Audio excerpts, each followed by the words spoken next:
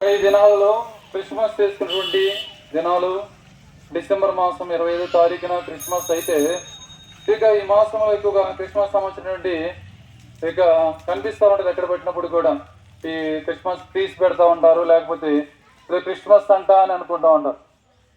కానీ పరిశుద్ధ గ్రంథం బైబిల్లో రీతిగా రాయబడినది,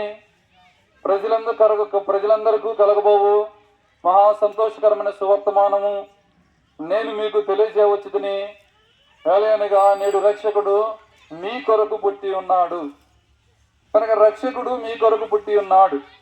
ఈ మాటలు పరిశుద్ధ గ్రంథం బైబిల్లో దూత వచ్చి అక్కడ ఉన్నటువంటి కొంతమంది ఉన్నటువంటి ప్రజలకు చెప్తున్నటువంటి సందర్భం. అది ఏంటి అని అంటే, రక్షకుడు అంటే ఎవరు?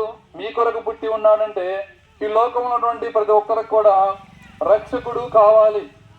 ఎందుకు అంటే మనిషి పాపముతోనే జన్మించిన వాడిగా ఉంటున్నాడు, ఈ పాపముతోనే జీవిస్తున్న వాడిగా ఉంటున్నాడు. ఈ పాపముకు సంబంధించిన పరిహారం జరిగితే మాత్రమే ఆ వ్యక్తి ఒకవేళ చనిపోయిన తర్వాత మోక్షానికి వెళ్ళేవాడిగా ఉంటాడు.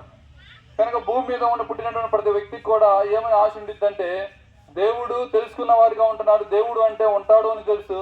ఆ తర్వాత దేవుడు నమ్ముకుంటే పరలోకం వెళ్తారని, దేవుడు నమ్ముకోకపోతే నరకానికి వెళ్తారని తెలుసు. అయితే ఆ పరలోకానికి వెళ్ళే మార్గాన్ని గురించి చెప్పడానికి మేము వచ్చిన వాడిగా ఉంటున్నాం. అది రక్షకుడు ఏం చేసిన వాడిగా ఉంటున్నాడంటే, మానవుల అందరి నిమిత్తమై ఈ లోకంలోకి రక్షకుడిగా వచ్చాడు. రక్షకుడు అంటే ఈ లోకంలో చూసుకున్నట్లయితే రక్షకుడు ఏం చేస్తారంటే, మనుషులను ఎలా ఎవరన్నా అపాయంలో ఉన్న వారిని కాపాడేవాడిగా ఉంటాడు.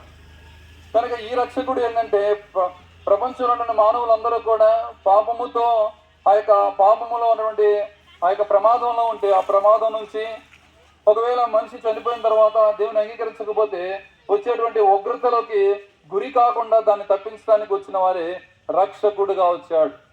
ఆయన పేరు అంటే యేసు క్రీస్తు. కనుక ఆయన తన ప్రజలను వారి పాపములను రక్షించడానికి వచ్చిన వాడిగా ఉంటున్నారు. కనుక ఆయన రక్తం కింద వస్తే ఆయన ఏం చేస్తామంటే మోక్షాన్ని ఇచ్చేవాడిగా ఉంటున్నాడు. పరిశుద్ధ గ్రంథం బైబిల్లో ఈ రీతిగా రాబడినది, నేనే మార్గమును, నేనే సత్యమును, నేనే జీవమునై ఉన్నాను, నా ద్వారానే తప్ప ఎవడును తండ్రి వద్దకు కనుక పరలోక రాజ్యంలోనికి ప్రవేశింపనేరుడని. కనుక పరలోక రాజ్యానికి మార్గం కావాలంటే ప్రభువైన యేసుక్రీస్తు వారు. కనుక నేను మోక్ష రాజ్యానికి పోవాలి, పరలోక రాజ్యానికి పోవాలంటే ఏం చేయాలి అంటే, మనిషి పాపములు పరిహరించబడితే ఆ పరిశుద్ధంగా ఉన్నటువంటి వ్యక్తులు ఆ పరలోక రాజ్యంలోకి వెళ్తారు. కనుక ఆ పరిశుద్ధంగా మనం కూడా ఉండాలి అంటే, ఎవరైతే పరిశుద్ధంగా జన్మించి జీవించిన వారుగా ఉంటున్నారో వారు మనుషులందరి నిమిత్తమై ప్రాణాన్ని పెడితే ఆ ప్రాణ రక్షణ ప్రోక్షణ కింద మనం వస్తే మన పాపం క్షమించబడే ఉంటాయి. తద్వారాగా మన మోక్షానికి వెళ్ళే వారిగా ఉంటాం. కనుక ఈ శుభవర్తమానము మీకు ఇంకా యేసు ప్రభువారి గురించి ఈ శుభవర్తమానం ఇంకా ఎక్కువగా తెలుసుకోవాలంటే, ఇక మనకి దేవుడి చెరువులోనే పెద్ద రోడ్లో వేదనీయ ప్రార్థనా మందిరం ఉంటుంది. అక్కడ దైవజనులు ఉంటారు. మీ కొరకైనటువంటి యేసు ప్రభువారి గురించి తెలియజేసేవారుగా ఉంటారు.